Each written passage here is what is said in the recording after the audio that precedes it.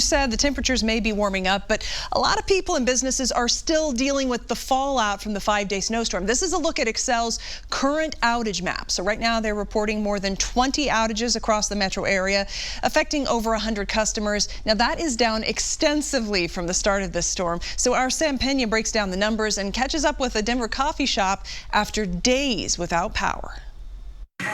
It's a quiet but busy shop.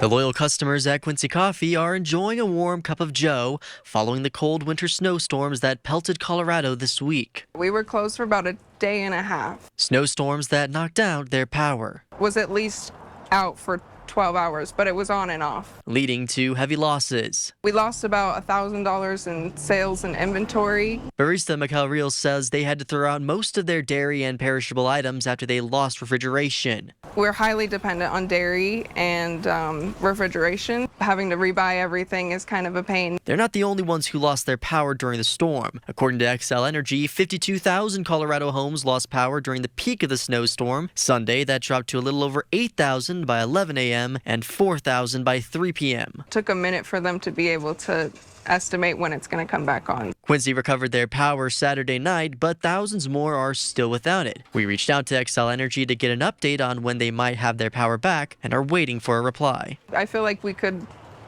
maybe last a tiny bit longer than we did. In the future, the shop says they're creating backup options. Hopefully we'll get a generator soon. I think that's the wisest thing to do. So they can keep serving a hot cup of coffee through the icy storms. Hopefully next time it happens, we'll be prepared. In Denver, Sam Pena, Denver 7.